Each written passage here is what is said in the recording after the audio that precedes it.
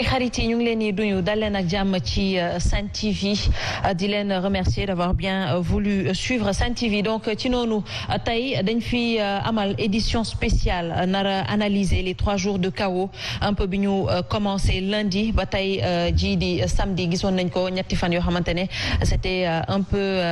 insupportable entre guillemets donc ci noonu dinañ ci dalal kii di Moustapha Mamba Guirassy l'honorable député honorable ñu ngi lay nuyu dalal ak jàmm suñu plateau. Merci beaucoup pour l'invitation. C'est nous qui vous remercions. Ni ñu ko waxee woon gis nañ ko 3 jours de saccage 3 jours de manifestation mu am ay pertes en vies humaines donc mu nekk loo xamante ne ñu bëri amaana rafetlu ñu ko ñu bëri ñu ngi doon appeler au calme ba ci yow mi honorable ñu dégg la sa discours ngay woo ñi di kilifa diine yi amaana pour ñu mën ci wax àddu ci comme ça peut-être calme bi mën a revenir donc di la bàyyi rek déjà nga joxe sa appréciation par rapport ak 3 jours yi ñu jotoon a dund ci kaw. merci beaucoup ko ñaawlu bu baax a baax ànd ceeg gàcce ànd ceeg rus di ko rëccu tamit di masaw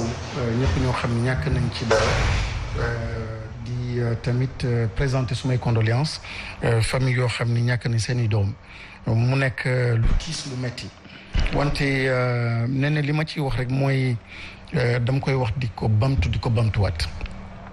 la répétition est pédagogique ci mbirum gouvernance ak xam-xam ci suuf données li ci tegu information li ci tegu connaissance li ci tegu intelligence li ci tegu sagesse li ci tegu nag ñi dëgg mooy la vérité dëgg boobu mooy sunu boroom kenn mënul taxaw ni man maa am dëgg wante may def benn remarque ak benn observation lii gën a jege dëgg googu du compétence du puissance financière du information du dara lu dul sagesse hikma niveau boobu ku fa tollootul sooy gouverner mu nekk entreprise mu nekk réew te àndoo ceek sagesse boobu da ngay manqué lu bëri te yooyu moom mooy instrument yoo xam ni qui sont nécessaires aujourd'hui pour un bon pilotage une bonne gouvernance moom mooy tax nga mën a am écoute mooy mën a tax nga am humilité mooy mën a tax nga nekk aussi koo xam ni diversité da ngay xam richesse bi ak maanaam ak ni mu amee solo donc dans un pays et ci gouvernance am gis nga li may njëkk jàngat di ko regretter moom mooy bi ma dégloo discours démb du ministre de l'intérieur Antoine Félix Diome. Le fait déjà mu bañ a nekk le chef de l'État ñàkk ormal askan bi la wane aussi la ni dégguma ou comprendre ma li ñuy wax dëggal waxam ju mu waxoon démb la ni moom du gis lépp loo xam ne dafa rouge te bu boobaa ay décisions yu ciy topp lépp égarement lay nekk. Donc ces genres de situation yi on attendait le discours aujourd'hui du chef de l'État comme ni ko ñu bëri waxee wala bëggee woon. C'est pas un simple formalisme. C'est simplement yaakaar joo xam ni mën nañ ko am ci moom ni dégg na enfin li ko askan bi wax au-delà donc du sujet Sonko Adji Sarr. Décryptage boo xam ne maa ngi ko ci def mooy tey jii la question du 3e mandat. dafa nekk une soif. loolu dafa nekk une frustration boo xam ne nit ñi bëggoon nañ ko ci dégg affaire Covid vaccin yi dafa nekk beneen frustration boo xam ne nit ñi bëggoon nañ ko dégg problème mu emploi problème mu ndóol ak yeneen problème yooyu moom moo cristallisé wu et la goutte d'eau qui a fait déborder donc le vase nekk problème bi et donc l'attente qu'on attendait et ce qu'on attendait du chef de l'État mooy une sortie avec plus de profondeur te dañu ne kilifa ci moment wu bi ngay nekk ci zone d'inconfort mu am turbulence yu mel nii la ñuy gis la ñuy ràññee kan mooy kilifa kan moo dul kilifa on attendait mu dugg pénétrer ténèbres peur ay considérations partisanes pour retrouver nekk en connexion ak authenticité dëgg et ressortir de tout cela pour wax ak askan bi malheureusement ce qui a été servi par le ministre de l'Intérieur c'est tout sauf de la sagesse. C'est tout sauf ce que les Sénégalais voulaient entendre. Et donc, tey jii mooy lancer benn appel à tous les médiateurs, tous ceux-là qui sont en mesure def benn médiation moom mooy kilifa diine yi ñuy wax te dégg naa ni wax nañu am na koo xam ni wax na yàggul sëñ Abdou Samad wax ni position wu donc Khalifa Touba am na Khalifa Tivaouane xam nañu position même su dee c'est pas officialisé mais am nañu ay déggu à la limite boo xam ni am nañ ko yàgg di ñaan yàgg di dox wante dégguñu kàddu gi dégguñu li ñu bëgg doxalu ko et là c'est une frustration ma jeexalee fenn ku mel ni Ousmane Sonko dafa dégg xale li ñuy wax daaj mooy moom kat appuyé wul ci benn registre du droit de la constitution wala benn registre boo xam ne formel pour mën a dem uyu ji ban registre la actionné mooy dégg naa suma kilifa suma sëriñ ñaan na ma mais la suite mooy tous les Sénégalais ak yéen ñii la presse yéen ñëpp da ngeen ko rafetlu loolu moom mooy avoir de l'écoute et xam sa réew xam ñoo xam ni am nañu benn légitimité mën la ñaan dara nga bàyyi ko kenn du ko ñaawlu mais quand on se situe toujours ci station wu ay xam-xam ay droit da ngay passer à côté Nelson Mandela de dafa dépassé woon cap yooyu yëpp placé wu ci capu sagesse ba convoquer donc le concept de Ubuntu réinventer la justice et ils sont allés très vite et sauver donc benn situation. d'accord ci yow mais ma dellu xëy na ci honorable parce que honorable bi ñu déggee wax ji également dafa am lu ñu wax muy lever deuxième fois l'immunité parlementaire de kii di Ousmane Sonko donc bëggoon nañ déjà ñu revenir ci loolu parce que normalement su amee ay charges yu bees on va vers ça mais ban posture tey jii ngeen di adopter est-ce que ça sera une posture comme la dernière fois wala ça va changer. oui la posture comme la dernière fois et sera renforcée xëy na sax duñu bokk waaw def naa ne mooy gën a yomb parce que bële dañuy bokkoon pour donner une chance à la démocratie gis nga sànq li suma naataango di wax dafa am solo espace de respiration démocratique soo ko bouché assemblée nationale bouché donc le judiciaire exécutif bi doxul nii le peuple bi di exprimer woo gis nga pour ñu bañ a wàcc ci suuf bañ a yàq il faut donner encore la dignité à ces institutions que le débat soit houleux mais soit vrai au sein donc de ces institutions-là. Et là, on va encore donner une autre chance. Lundi bi, Inch'Allah, nous allons déposer une résolution. Pour la première fois dans l'histoire du Sénégal, des députés vont déposer une résolution pour demander la suspension des poursuites. En France, de 1874 ba 2000, 16 demandes de députés portent nañ ko, 15 yëpp accordé nañ ko. C'est pour montrer la dignité d'un parlement. Pas pour arrêter, mais pour suspendre. 1, attendre pour que session bi jeex. 2, ça amène la sérénité ñëpp ànd ak seen xel ak seen dal pour mën a régler problème bi. Pensez que vous avez des chances pour que cette demande soit acceptée? C'est là où on demande de ne plus être sous le dictat des consignes de vote, de ne plus être dans une logique partisane. Et le président de la République, le chef de l'État, war na dégg daaj mën a saisir opportunité bii wax gars yi nañu voté loolu. Et c'est une chance pour le pays pour nous calmer mais dama bëgg balaa ma lay delloowaat kàddu gi. allez-y. dama bëgg wax rek ni lépp lu nit di def na ngay dëggu. gis nga suma naataango bi nga wax sànq affaire couvre-feu bi l'état gars yi weddi état moo doon c'était pas la bonne occasion démb pour jéem a nëppal ni la bonne nouvelle c'est etc. En l'associant à l'événement on voit déjà que c'est une mesure qui n'avait rien à voir avec une politique sanitaire. Et là c'est extrêmement dommage c'est creux et c'est encore une autre manipulation li ma bëggoon wax aussi mu am solo lool yéen a laaj président de la République mu ne man de su ma kudd bii maa ngi koy teg ci ay dossiers yoo xam ne su ma ko yëkkati woon dëkk bi tàkk waaw lii am nii ba réew mi tàkk waaw lan lay xaar ba teg ci kuddam je pense que honnêtement mi ngi weddi boppam d'abord juumoon na wax lu mel noonu mais pour maintenir logique am waroon na bu mel ni teg ci kuddam bopp entre guillemets. mais kon bu fekkee dem na dans ce sens que dire aujourd'hui de la séparation des pouvoirs. non li ñu ciy waxoon rek mooy sànq li ma doon wax ci sagesse mooy il est le chef de l'État am na loo xam ne élégance républicaine mu bàyyi dignité wax ak mbokkam yi wax ak député yi wax ak et cetera ku nekk def liggéeyam dëgg bi feeñ parce que dëgg bi nag man dama ko soxla pas pour Ousmane Sonko xam nga pour kan aussi pour Adji Sarr j'ai mal ci le 8 mars. soxna Nene. imaginez koo xam ne sarak la 20 ans ñu jënd ko ñu dugal ko ci lu mel nii elle est seule actuellement yaayam nekkul ci wetam papam nekkul ci wetam interdiction formelle xarit nekk sa wet imaginez atrocité la violence psychique psychologique qui s'exerce sur cette personne-là pour une jeune fille boo xam ne jàngul demul école man bëgg naa xam ñan ñoo ko dugal ci lii cette vérité doit être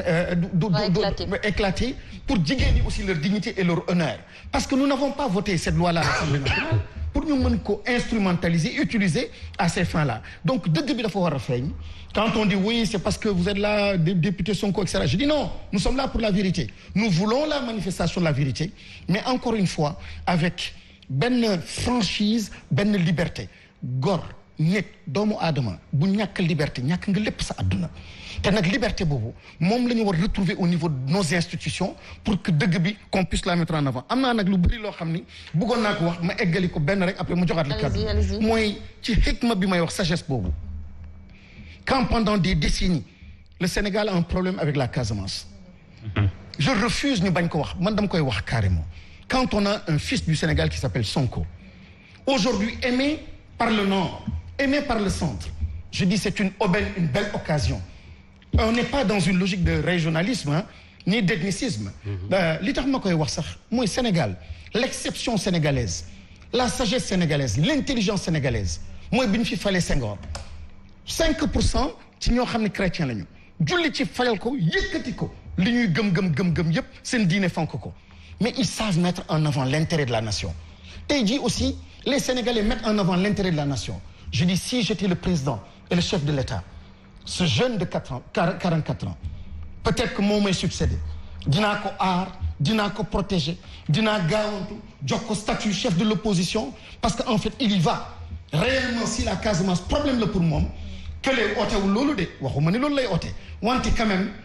Sonko la sant te am na loo xam ni mënoon na nekk nga utiliser ko comme instrument pour vraiment un instrument de sagesse nga mën a renforcer la paix la sérénité et cette intelligence là que nous avons cette exception sénégalaise là nga mën ko gën dëggal nga mën ko gën fësal mais là actuellement il y a une perception boo xam ne moom mii ci boppam daf ko doon joxe ñu ne ni non il y a une ethnicisation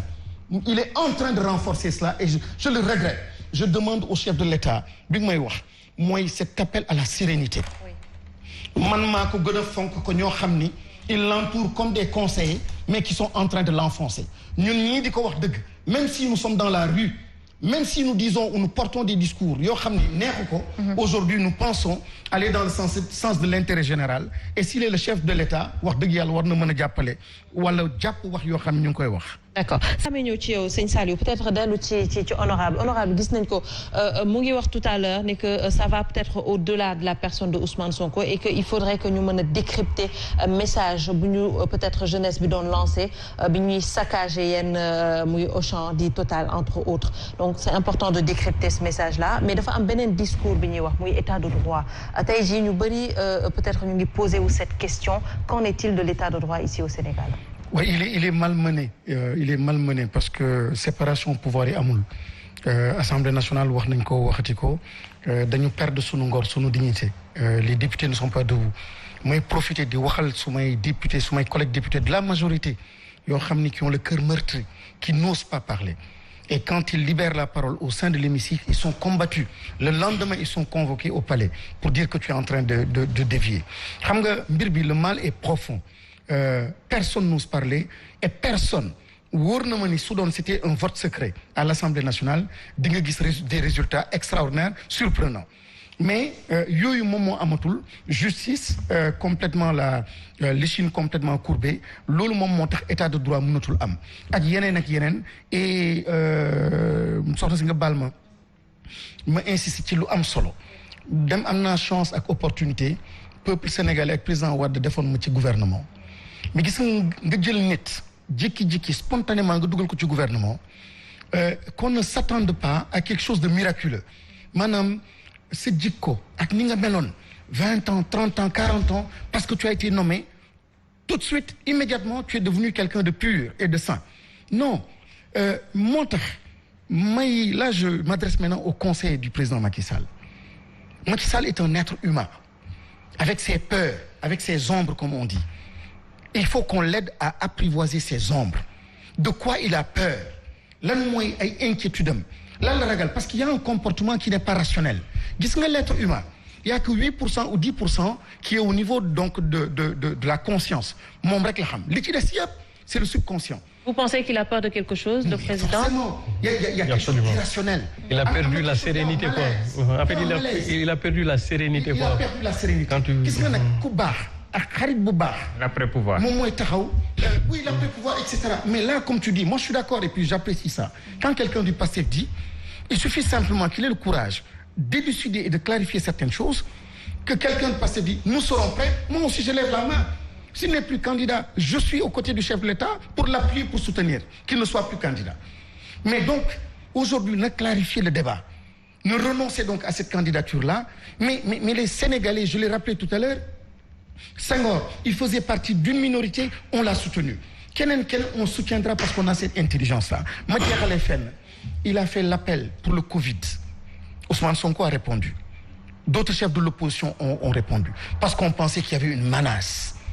Une menace, hein. Mais là, on n'est plus dans la menace. On est dans la réalisation de ce qu'on craignait. Moi, ça ne va pas bien. Le pays va mal. Mais qu'est-ce que le patron du pays attend pour appeler les chefs de l'opposition parlementaire, la société civile, les chefs religieux, pour dire que am na beneen nattu boo xam ne ragaloon naa ko mu doon Covid, mais am na beneen nattu boo xam ne yàlla teg na ko fi muy nattu bi loolu ci xalaat kooku encore une fois il faut mu dugg fu xóot ressortir avec de l'authenticité te tout leader boo xam ne dugg nga ci histoire ci grande histoire sunu borom daf lay jaarale ci période inconfort bi zone d'inconfort bi di xaar nag ci yow nga wax loo xam ni musoo ko wax nga jëf-jëf joo xam ni musoo ko wax nit ñi la jege sax dañ ne bul ko def mais nga xam ni là c'est authentique on a besoin d'authenticité et le discours du ministre de l'Intérieur décroche avec l'authenticité l'attitude du président décroche avec l'authenticité on est encore dans le politicien dans le politiquement correct aujourd'hui on a besoin du vrai un discours qui touche les cœurs et c'est lui qui a toute la légitimité la légalité pour porter ce discours-là. C'est important aussi honorable. On a tendance à dire que tout cela va au-delà de la personne de Ousmane Sonko. Opposition yàggoon nañ bëgg doon benn peut-être pour jàkkaarloo ak kii di président de la République mais on a l'impression que cette histoire Sonko dem na ba dajale leen mu di opposition ak société civile. Vous avez parfaitement raison. Aujourd'hui Macky li mu bëggoon c'est le contraire qu'il a eu. Il y a l'opposition qui se retrouve. La société civile se retrouve avec l'opposition, mais le plus important, c'est le peuple qui vient les renforcer, ou en tout cas, eux, ils viennent vers le peuple. Et là, donc, c'est tout un bloc contre le président Macky Sall. Je pense que c'est la lecture qu'il faut avoir. Et donc, ça dépasse la personne d'Ousmane Sonko. Ousmane Sonko, je me souviens de ce qu'il m'a dit. Je me mettrais même en berne sous ma candidature, moi, pour justement sauver la démocratie. Ce sont les derniers échanges yoo xam ne am nañ ko. Actuellement, peut-être c'est ce qu'il est en train de risquer. Et président Macky Sall, comme l'a rappelé donc les autres collègues, ne ressaisir encore une fois. Parce que nous n'avons pas intérêt, FIBE 2024, de rester donc sans chef d'État, etc., etc. Et nous souhaitons que, et moi je l'ai dit, gis nga le lendemain élection yi bi ñu joxe résultat yi suma première sortie dans l'Obs dama ne qu'il se prononce par rapport au troisième mandat. Et il avait une chance extraordinaire de rentrer dans l'histoire. Il avait une chance enfin de sortir du piège de la politique et du parti, de ceux-là qui l'entourent, pour enfin prendre les grandes décisions. Rares sont les chefs d'État sénégalais qui ont eu cette opportunité historique bu Macky Sall amoon en 2019. Malheureusement, il s'est embourbé donc dans cette histoire-là, damay dem duma dem, et aujourd'hui donc voilà le jeu. Mais pour répondre à votre question, il y a quand même le peuple, l'opposition et la société civile qui est en train de faire face. Mais je profite aussi de la tribune que tu m'offres pour interpeller le président de l'Assemblée nationale. Aujourd'hui, monsieur le président de l'Assemblée nationale, cher père Moustapha Niasse, il faut absolument que vous protégiez la dignité et l'honorabilité de l'Assemblée nationale. Parce que dañu dugal ñun recours au niveau du Conseil constitutionnel. Waroon na suspendre yenn procédure. Wante boobu ba léegi dafa mel ni joxuñu la gëdd yow président Moustapha Niasse. Dafa mel ni joxuñu gëdd parlement bi te pourtant ay député loi bi moo leen ko jox règlement intérieur jox leen possibilité boobu dugal nañu recours googu mais boobu ba léegi dafa mel ni le pouvoir judiciaire toppatoo ñu faalewuñu te pourtant ñoom bi ñu defee requête au niveau du Parlement ils se sont exécutés en fait l'Assemblée nationale a coûte que coûte voulu exécuter donc requête boo xam ni et pourtant nous n'étions pas obligés et tenus de répondre favorablement ma jeexalee fenn parce que xam naa ni temps bi jeex na mooy CNRA lim leen def wax dëgg yàlla ñaawlu naa ko lool. manqué tamit sagesse la. te yooyu yëpp il faut revoir les textes. CNRA warul am doole boobu. de façon unilatérale ñëw rek coupé. justice daf fi nekk. am ngeen yéen loo xam ne moo doon seen dëgg CNRA am dëggam kan mooy jugé xam nga yooyu war nañ ko xoolaat leneen li mooy li ma dégg tey jii bi may dugg fii mooy licence su Osiwa bi ñu retiré yooyu yëpp day wane en fait qu'il y a un manque de sérénité c'est pas le moment de faire ces actions là ou de poser ces actes wax dëgg yàlla Osiwa du ñoom ñoo tax ay Fou Malade génn ci mbedd bi et cetera c'est leur conviction il y a pas un financement derrière donc loolu aussi il faut appeler au calme parce que lii yëpp dafa ñaaw. Alors je rappelle que parlant de Osiwa mooy peut-être rapprochement par rapport au financement yi ñu doon wax Y'en a marre mais wax dëgg yàlla ku lire lii ku xool la cible comme tout à l'heure on disait il y a une bonne lecture de la chose à faire en faisant la bonne lecture là il y a pas de financement derrière d'Osiwa franchement j'en appelle à la sérénité. Mais honorable retirer boobu ñu retirer peut-être licence bi yow déjà ban lecture nga ci def au-delà de condamner tout ça. manque sérénité. bu doy waar. une mauvaise lecture Y'en a marre aussi. waaw Y'en a marre bi ci nekk voilà mais simplement encore la violence may wax démb bërki démb xam nga damay ragal wax loo xam ne day roog xutba mais réew boo xam ne nag soo deewee ba di dekki su dee gëm nga alxuraan moom dañ lay tegal wax rek ca dee man suma borom suy wax ak man dafay ne ni al azizul hakim azizul rahim al kabir latif il associe souvent ay turam ay essence am maanaam je suis le puissant mais le rahman le miséricordieux je suis le puissant mais le doux